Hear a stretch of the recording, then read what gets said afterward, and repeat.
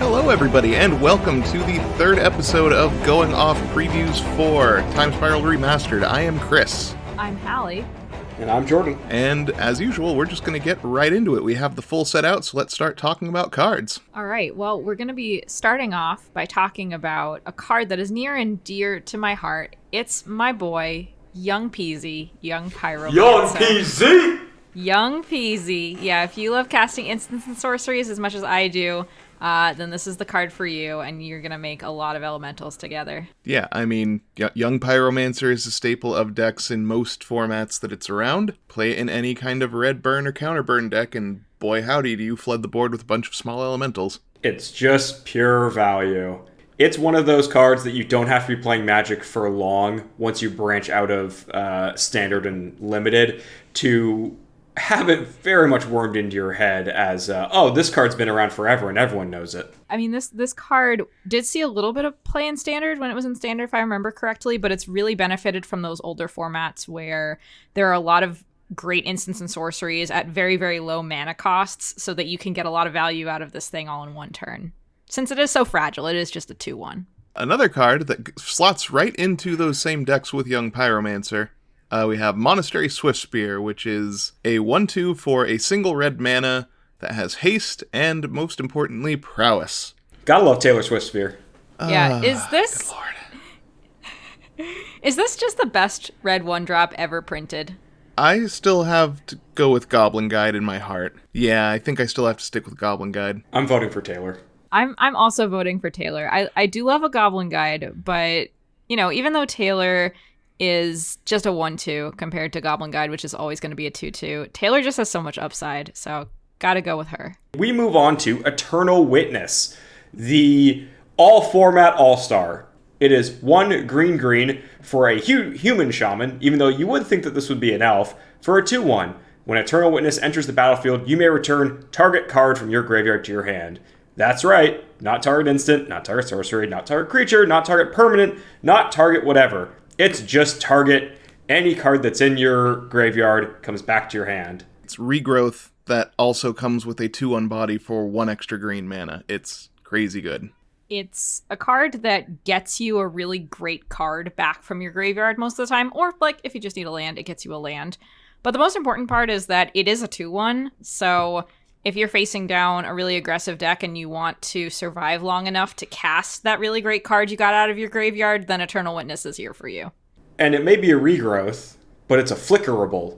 Is that a word? It's a flickerable regrowth. You can just keep on repeating this enter the battlefield effect. So our next card is also a multi-format all-star, kind of a theme on this show. It is Thoughtseize, which is the quintessential discard spell in Magic. It costs you 2 life to cast, but it is so worth it. And it's back in Time Spiral Remastered in the old frame for the first time with the classic Lorwyn art that so many players love. I mean, it is Thoughtseize. It is arguably the single best discard spell. Maybe Cabal Therapy is in that conversation. It's just a powerful information gathering tool for a single black. This is your favorite thing to do in Theros Standard when you're playing black. He remembers with haunted eyes getting absolutely destroyed by this card. Oh yeah, I played a lot of this card in Theros Standard. But this card actually sees probably the most play in Modern.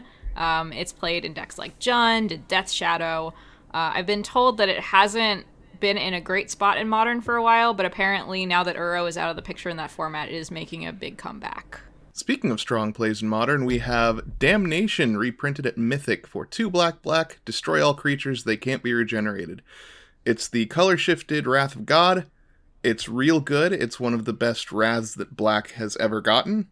Maybe Toxic Deluge, except there's conversation there, but yeah, it's just straight up Damnation. It is the card that I, in particular, think I have heard the most clamoring for reprints of any time that there was a reprint set made from Magic or any Modern Masters. It hasn't been printed many times, but it's really popular. Like Chris said, it's played in Modern. It's also popular in Commander. And it's really kind of the quintessential black board wipe. It's the first real board wipe that black had. And it's really expanded black's color pie so that Black now has more effects like that, which is really cool. Yeah, it is the least conditional of the board wipes that Black has ever gotten. Speaking of things that might cause you to yell out damnation, it's Primeval Titan. Prime Time is back on the menu. This terrifying giant looks so innocuous with its basic stats of a 6/6 for green, and 4. It's basically a Colossal Dreadmaw. It's got Trample. However, whenever Primeval Titan enters the battlefield or attacks, you may search your library for up to 2 land cards, put them onto the battlefield tapped, then shuffle your library.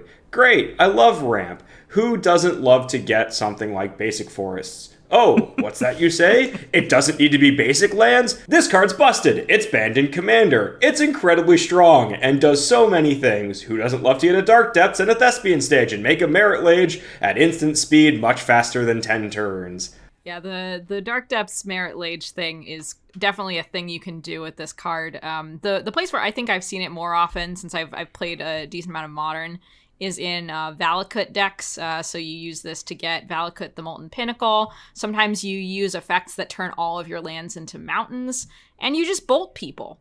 That and like the Amulet Titan decks. It's definitely a cube card.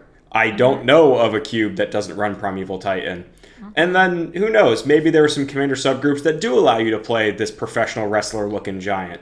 Oh my gosh, I'm never going to see this card the same way again now. All of that cycle of Titans make for a great Luchador match. I don't want to be in the ring with Grave Titan, just for so many, many reasons. I don't either, but I'd pay to see it. So the Titans are all creatures with really great enter the battlefield effects, and our next card is one that makes creatures with enter the battlefield effects even better. It's Panharmaticon. It is a 4-mana artifact, and it is arguably the highlight of the Kaladesh Inventors Fair. It is just a super great card. Yeah, Planar Bridge might have been the storyline highlight, but Panharmaticon was the actual, oh my god, this card is not okay highlight. I mean, yeah, Panharmaticon does so many busted things that there's like not any one that stands out. It does busted things even if your deck isn't built to do busted things, just because it will make normal things busted on its own. I love seeing people play this in Commander and not intending to use combos or anything. The table just looking at them as they accidentally make some kind of infinite counters just because they happen to have a Panharmaticon, and the discovery on their face, the look of joy when they realize what they did, oh, it's so satisfying. Unless you're playing against them, then that's less satisfying. I was going to say, Jordan, at me next time. Jeez. I don't know what you're talking about. Stares off into the distance, crying. This is when you animate one teardrop from my portrait. You know what Magic players have opinions on? Well, besides everything, specifically basic lands. Basic lands are the one element of the game where you can let a lot of your creativity shine in deck choice because there are so many options. That is, unless you are playing a commander deck that might be helmed by a certain colorless monstrosity. I am, of course, talking about Eldrazi's, because when it comes to basic lands for colorless decks, you're stuck with wastes, of which there have been very few printings, and there have not been any old border printings. Well, that changes with Time Spiral Remastered with a time-shifted wastes. So now there is the basic land waste type for your old-style borders to fit in with the old-style lands. It's very pretty. It is. It looks gorgeous, and I'm not looking forward to having to replace all of the wastes in my Kozilek Commander deck with these ones. Well, speaking of colorless commander cards, it's time to talk about one of our favorites, Sad Robot, Solemn Simulacrum. This is a card that goes in just about every commander deck, and it's just great for any deck that wants to ramp. Yeah, Solemn Simulacrum has been around for a while. It's gotten a few reprints, several different arts, which is mostly why I wanted to talk about it, because they put the invitational art back on the card in an old frame. It's fantastic. Speaking of cards that are interesting in the set for the art, among other reasons, we have Saffy Eriksdottir, a legendary creature human scout for white-green for a 2/2. Sacrifice Saffy Eriksdottir when target creature is put into your graveyard from the battlefield this turn. Return that card to the battlefield. Saffy Eriksdottir is known as a combo-tastic commander. You can make all sorts of weird loops with Saffy. In this set, she has art by Ryan Pancrost, which matches the art for Hans Eriksson that was in a few sets ago. So now they have matching art for the siblings, which is just nice. Oh, that is nice. I am not a Magic lore buff, so I actually just started reading up on Saffy's story to prepare to record today, and it's kind of tragic. It's really sad. Yeah, her and Hans' story is real sad. I just like the fact that they put each other in each other's arts by the same artist. I can't believe I'm talking about this in 2021, but here I am discussing slivers. Not just one sliver, not just two slivers, not just three slivers, a whole mess of slivers, including Sliver Legion getting a modern frame and a reprinting at Mythic. So one of everyone's favorites sliver commanders is back and available in higher numbers, but oh god, slivers. Yeah, there's a ton in this set. Mm-hmm. Yeah, you've got sliver. I like that for the most part they're all just getting the modern border treatment. Then you have Cloud Shredder Sliver coming back from Modern Horizons, one of the new slivers there, where sliver creatures you control have flying and haste. I feel bad for the Card Kingdom Fulfillment Department just because the times have definitely changed in the many years since I've been a part of it. But you could always tell when someone had read up on slivers as a potential commander deck and just immediately put one together. And I have a feeling we're going to get a lot more 100 sliver orders coming soon. Yeah, I remember there was a running joke for a while that someone placed an order for a sliver deck every single day. And that's not that much of an exaggeration. We got a lot of orders for what looked like entire sliver decks, and I wouldn't be surprised if we get a lot more of them now. Slivers obviously have their place in Commander and whatever constructed formats they end up in. This is going to be a bonkers draft environment because there are more than 20 differently named slivers in this set.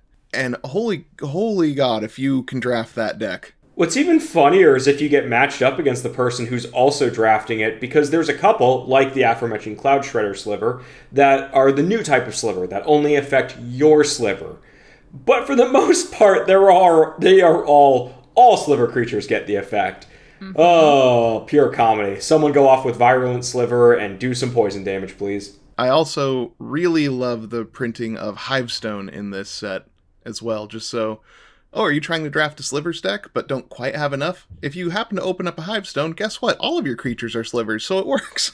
That is Time Spiral Remastered. It looks like a bonkers fun set. I hope that enough of it comes out in quantities later on once things open up everywhere that we can get a draft or two in, because boy, is that going to be an interesting environment to draft in. Honestly, I've just been so happy seeing the reaction of other Magic players to the set, because like you said, Chris, we're not going to get to draft this anytime soon, and as a limited player, I'm just kind of enjoying this set from afar. But it's been really nice to see everyone else in the community reminiscing about their favorite cards and getting to see some of their favorite cards in some of these old border treatments for the first time. I've really been enjoying seeing people discover cards that have been reprinted in the set that they have never heard of before that have powerful effects, or due to the growth of cards in the last several years, suddenly slot into a commander deck that didn't exist when that card first came around and has never been heard of. It's pretty rare that folks are seeing this many cards that have existed in Magic, but no one knew about all at once, and it's been a really fascinating conversation to follow. That will do it for us for our Time Spiral Remastered Going Off discussions. I've been Chris. I've been Hallie. And I've been Jordan. And we'll catch you next time something fun to talk about comes along. Strixhaven is just around the corner, so I'm sure we'll be talking about cards then. If you want to pick up any cards from Time Spiral Remastered, you can pre-order them on cardkingdom.com and get all of your sealed and singled needs. Now, obviously, there is a whole bunch of cards that we didn't discuss because we only have so much time, and no one wants to listen to a 30-hour podcast discussing every card in Time Spiral Remastered. But what do you think are cards that we should have been talking about? Let us know in the comments down below. And while you're hanging down there, make sure to hit that subscribe button, ring the bell to make sure you get notified every single time that we upload a new video. And as much as we all joke about it, do give us a like. The algorithm does rule us all, and we appreciate it. See you next time.